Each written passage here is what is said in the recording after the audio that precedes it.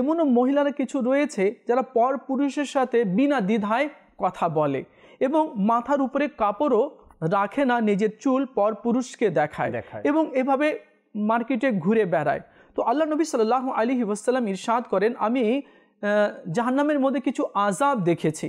কিছু মহিলা রয়েছে, তাদেরকে চুলের উপরে টেনে তাদেরকে ঝুলন্ত অবস্থায় রাখা হয়েছে, চুল ধরে ঝুলন্ত অবস্থায় রাখা হয়েছে এবং তাদেরকে আগুনের কেচি দ্বারা কাটা হচ্ছে এবং তাদের মগজগুলো টকবক টকবক করছে।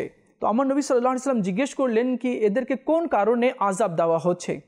তো বলা হলো কি এরা পর পুরুষকে নিজের চুল দেখাতো। তো দেখুন, এই যে পর্দা আর লজ্জাবোধ, যে পুরুষ বা মহিলা যার মধ্যে লজ্জাবোধ থাকবে, তো লজ্জাবোধ থাকা মানে ঈমান থাকা, তো সে কি করবে? সব সময় মানুষ থেকে লজ্জা করবে, পর পুরুষ থেকে লজ্জা করবে। হযরতে সাইয়েদনা ইবনে উমর রাদিয়াল্লাহু তাআলা আনহু বর্ণনা করেন কি নবী রহমত শফিয়ে উম্মত মুস্তাফা জানে রহমত সাল্লাল্লাহু আলাইহি ওয়াসাল্লাম ইরশাদ করেন, লজ্জাবোধ ও ঈমান উভয়ে একটি অপরটির সাথে আঙ্গাঙ্গিভাবে জড়িত। সুবহানাল্লাহ।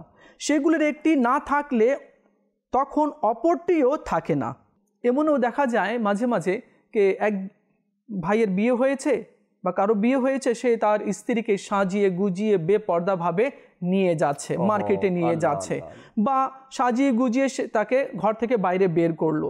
তো বর্ণিত হয়েছে যদি কোনো মহিলা সাজিয়ে গুজিয়ে বাইরে বের হলো, তো যতগুলো কদম সে বাইরে বের করবে তো ততটি জাহান্নামে তার জন্য, স্বামীর জন্য ঘর বানানো হবে। তো এখানে দেখা যাচ্ছে বিয়ের, আজ আমাদের এলাকাতে, আমাদের সোসাইটিতে, আমাদের শহরে দেখা যখন বিয়ে হয় তো কত বেপরদগি হয়, মানে লজ্জার মনে হচ্ছে কি সেদিন জানাজায় উঠে গিয়েছে, জানাজায় উঠে গিয়েছে। এটা কেমন একটা নির্লজ্জাকর একটা বিষয় রয়েছে।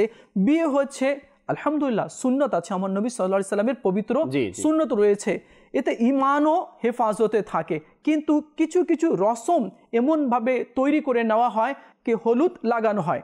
তো একজন পুরুষ বসে আছে, ছেলে যুবক বসে আছে, তাকে মহিলারা এসে হলুদ লাগাচ্ছে, তাকে স্পর্শ করছে, এটা তো হারাম রয়েছে। আর জাহান্নামে নিয়ে যাওয়ার কাজ রয়েছে। জাহান্নামের আগুনের 1 সেকেন্ডের যদি 1000 ভাগও করা হয়, তো সেখান থেকে 1 সেকেন্ডের 1000 ভাগের 1 ভাগও সহ্য করা সম্ভব নয়।